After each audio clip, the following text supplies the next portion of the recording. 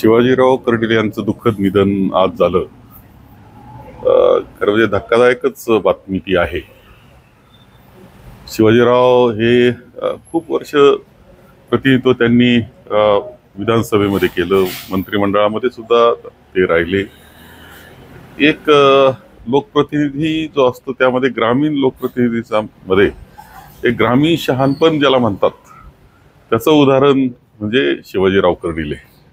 खरं म्हणजे त्यांच्या त्या ग्रामीण शहाणपणानंच त्यांनी आतापर्यंत यश जे ते मिळवत गेले आणि आता तो बँकेचे चेअरमन सुद्धा ते होते.